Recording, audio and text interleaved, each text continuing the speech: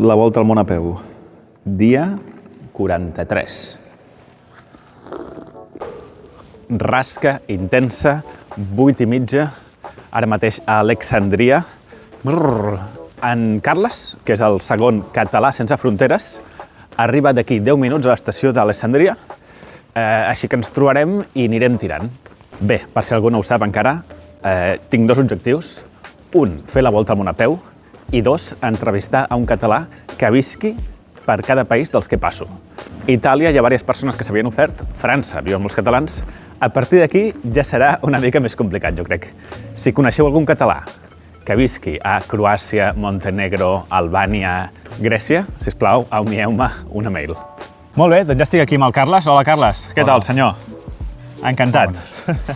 Avui caminarem un tram junts fins a San Giuliano, però abans, home, ja que estem aquí, visitarem la ciutadella. Tu no has vingut mai, no? No he vingut mai, és la meva primera vegada a Alessandria i a aquesta ciutadella. Doncs anem a fer un vol i després m'expliques què fas aquí a Itàlia. Perfecte. Som-hi.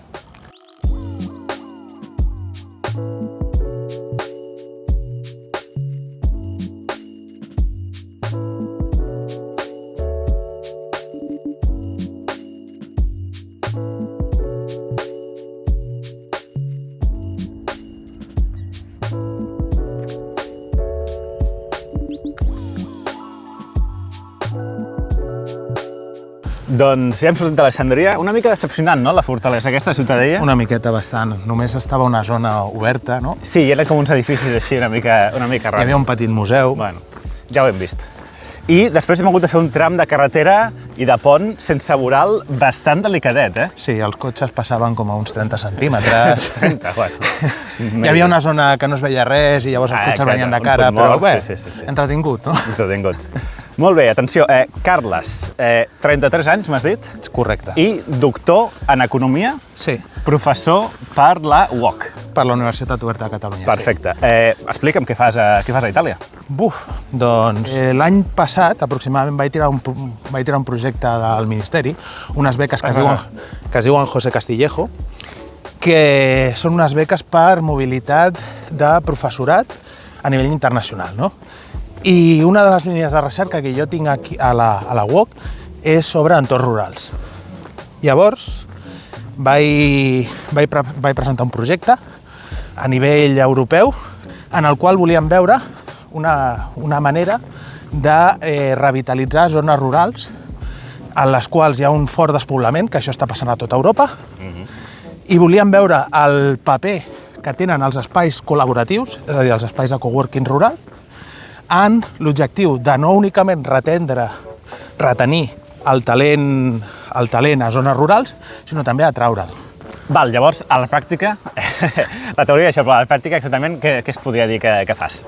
Doncs a la pràctica, bàsicament és una investigació qualitativa, per tant, en aquest cas faig entrevistes, concretament amb gestors d'espais, amb usuaris dels espais i amb gent que s'encarrega de fer polítiques per atraure i promoure aquest tipus d'espais a zones rurals. I quina zona rural, per exemple, estàs més ficat aquí a Itàlia? Aquí a Itàlia estic ficat en una petita zona que és una vall que està com al nord de Verona. Concretament és un projecte, estan fent allà un projecte, és l'únic lloc que de moment he visitat, no? Estan fent un projecte que li diuen un hub d'innovació social. És a dir, han agafat un edifici que era un quartell militar. Als Alps, no m'has dit? Als Alps, exacte. Està justament molt proper a la frontera amb Àustria. Ah, ostres. Sí. I han agafat un quartell militar que estava abandonat d'un poble. Té nom en alemany i nom en italià. És la zona aquesta que parla en alemany, que es diu Alto Adige, crec, no? Correcte, correcte. Per tant, té doble nom. Sí. I és una zona que està en despoblament total. Quantes persones viuen en aquest poble? Menys de 10.000, vull dir, és molt petit. Que sobretot el que han patit és que hi ha hagut un descens brutal de la població jove, és a dir, la població jove marxa d'allà. Per tant, va haver una iniciativa per part de la gent d'allà per agafar aquest espai que li ha cedit l'Ajuntament i fer un hub d'innovació social. I la gent hi va? O sigui, a treballar allà? Sí, de fet és un dels projectes més exitosos que hi ha al nord d'Itàlia, perquè com bé saps, i suposo que sabrà l'audiència, no? El nord d'Itàlia és bastant ric, però hi ha certes zones a les quals hi ha una pèrdua demogràfica bestial, Clar. sobretot dels perfils joves.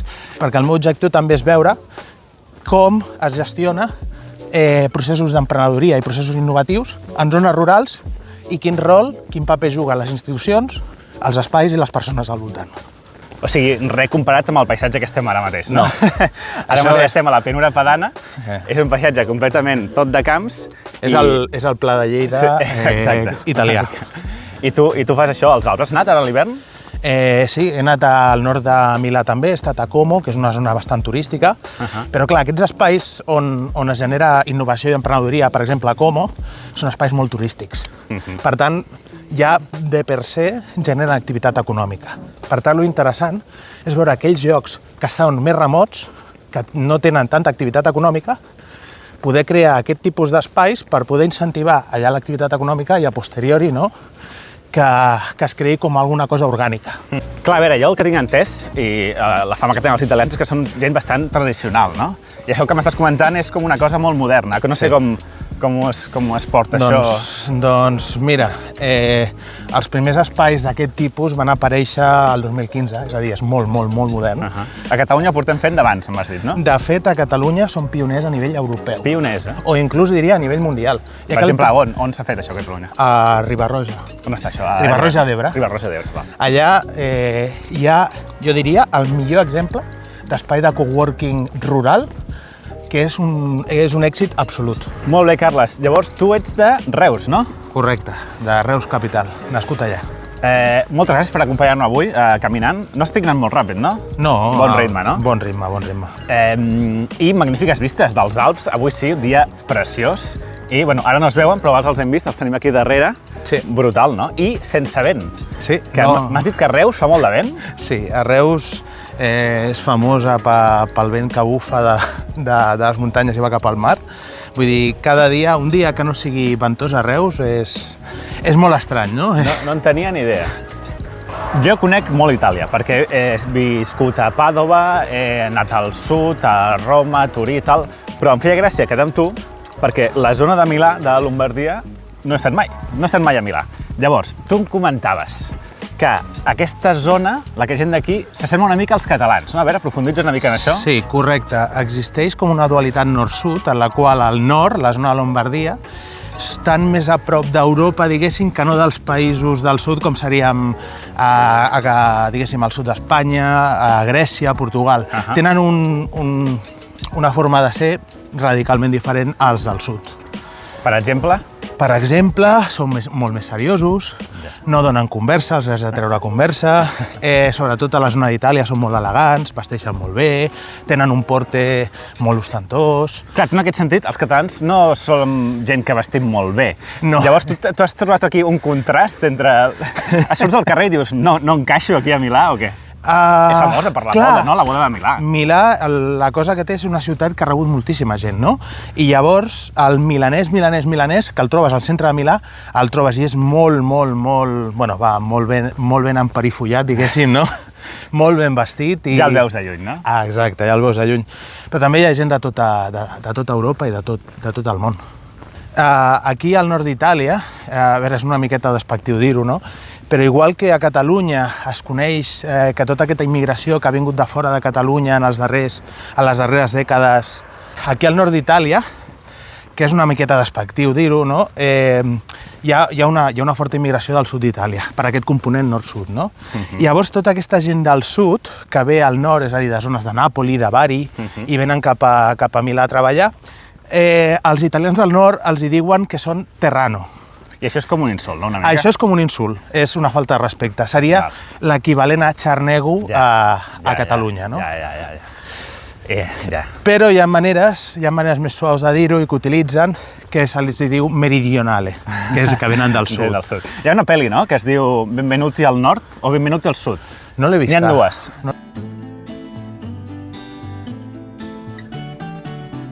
Avui és diumenge 11 de gener i avui tenim calcio, no? Avui Barça-Madrid, ho veurem, no? Home, sí. Ho intentarem veure allà. A Milà. Tu ets futbolero? Sí, soc futbolero des de fa més de 10 anys, bàsicament del Reus Deportiu. Reus Deportiu. I aquí a Itàlia has anat a algun partit? I tant. La peculiaritat a Milà és que tant l'Inter de Milà com l'AC Milà, que són dos equips que juguen a la Sèrie A, juguen al mateix estadi, que és l'estadi de San Siro.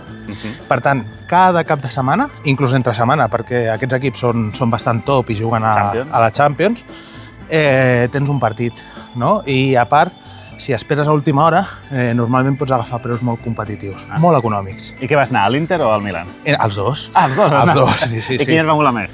Quin hi ha més ambient? L'afició de l'AC Milan, per suposat. Ah, sí? I a més compartint colors amb el Reus. Ah, clar. Jo vaig estudiar a Pàdova, que és al nord d'Itàlia. Itàlia és coneguda sempre una mica caòtic, no? Al sud encara més. Però jo el que vaig trobar, vaig flipar, és amb el tema del caos de la universitat. Les aules eren massa petites, no hi cabíem tots. Els exàmens eren orals. Havies estat 3 quarts d'hora abans i després potser estaves 3 hores fins que el professor et cridava per fer l'examen. És increïble. Tu com t'has trobat aquest tema de la burocràcia i tal? Doncs mira, des del punt de vista de professor, perquè jo he aterrat com a professor, ja inicialment la burocràcia va ser el gran repte, perquè vaig estar quasi un mes perquè em donessin l'accés al meu despatx. És a dir, havia de demanar a una companya que m'obrís la porta cada matí o que em deixés la targeta. Però per la resta, el Politécnico de Milano s'han portat molt bé i a més no és com a Pàdova, no? que són classes molt grans, són classes més petites, treballen per projectes. És a dir, són grups de 7, 8 persones, fan un projecte i després el presenten i se'ls fa una sèrie de preguntes. No molt diferent a la meva època universitària, això? Sí, correcte. Val, 21 quilòmetres hem arribat a San Giuliano Vecchio, destí d'avui. 2 del migdia. Gana, no? Una mica? Una miqueta. Et pots creure que no he menjat una pizza encara des que estic a Itàlia? Doncs avui serà la primera. Això espero, no? Perquè hem vist un lloc que, segons el Google, està obert. Segons el Google, però... A veure, jo 95%. 95? Jo crec que un 95% que estarà obert. I era just passar un tren. Sí. A veure, no sé jo, No fotis. Se té pinta xapadíssim, És aquest? Ah, no, espera. Sí, és aquest. Oh, i tant. Però si posa que està obert. Xapadíssim. Buah, feia botada, Que botador. 95% havies dit, no? Sí, ha fallat el sí. No, però deu haver alguna cosa aquí obert. Sí. Creu-te.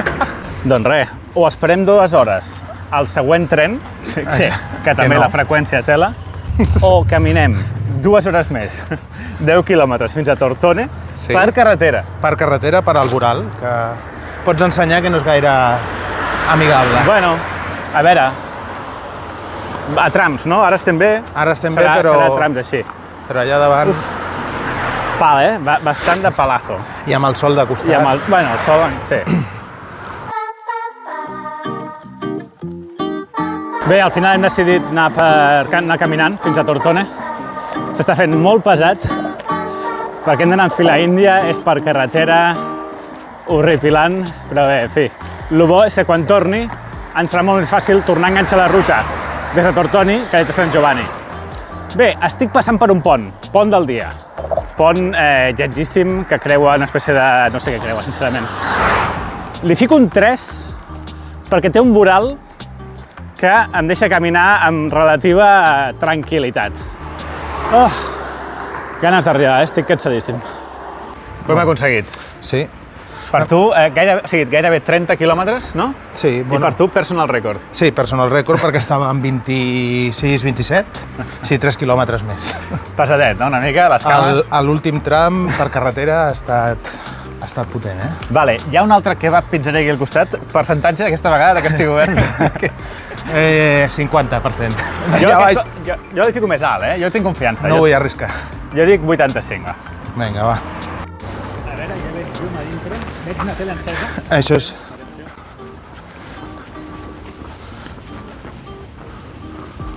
Hi ha un senyor al quadre saludant. Oh! No, cap a l'esquerra. Iuhu!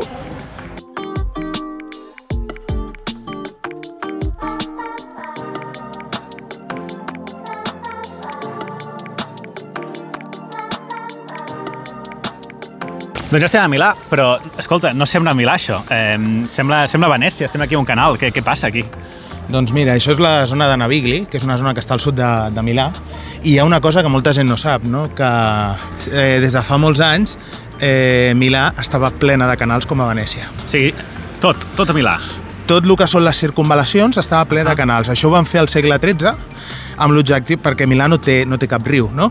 I llavors el que van decidir és fer canals que circunvalajaven la ciutat per transportar mercaderies cap al Duomo, per exemple, quan construïen el Duomo. Una idea meravellosa. Sí. I després, al segle XX, amb la irrupció del cotxe i també que l'aigua s'estancava una mica, doncs van decidir cobrir els canals. I on ara hi ha tramvies i hi ha avingudes, sota encara hi existeixen canals. Molt bé, una de les coses que m'agrada més d'Itàlia és l'espritz i l'aperitivo en general. Exactament l'aperitivo què és? L'aperitivo, com indica el seu nom, és l'aperitiu. Però aquí és com bastant tradicional, no? Sí, és totalment tradicional. De fet, cada tarda entre les 6 i les 8, tot milanès que s'apreciï ve a aquesta zona Navigli o ve a la zona del Duomo i pren l'aperitivo. I és això més menjar. Ara ens ho portaran després, encara no sé què portaran, si serà molta cosa o no. I després aquí dalt ens posaran el Barça. A veure si guanya. Clar, totes les altres teles, aquest país bastant gran, totes les altres teles fiquen el Milan i l'Inter. Sí. Però aquí no. Aquí ens fiquen el Barça perquè és el que ens interessa. Que aquí el fan gratis per YouTube. Correcte. Xin, senyor. Salut. Resum. S'ha de veure, no? Si no és mala sort. Sí, crec. Exacte. M'ha caigut una mica, no passa res. Està boníssim. Quilòmetres? 30, no? 30, gairebé. Desnivell a 3 pisos. 3 pisos, sí. El seu rellotge li costa per pisos. Sí, uns 18 metres. Cafès, jo 3. Perquè és una a la Resi. 3, jo 1. I persones amb les que he parlat avui, amb tu i amb aquest senyor a la barra no compta. No crec que no he parlat amb ningú més. I què més? I diners gastats, l'hotel, el Carles, li han fet preu i m'ha convidat, moltes gràcies. I de la resta, uns 35 euros en total, entre esmorzar, dinar, tren, etc. Molt bé, doncs aquest és l'últim vídeo abans d'una parada que faré de 5 dies. Si no us heu enterat, faré una parada de 5 dies sense vídeo, sense caminar, sense res. Si voleu saber el motiu i on aniré i no sé què, aneu al vídeo del dia anterior, del dia 41 o 42? 42. No sé, 42. Val, i ja està. Fins al dia 18 ens veiem. Ciao! Arrivederci.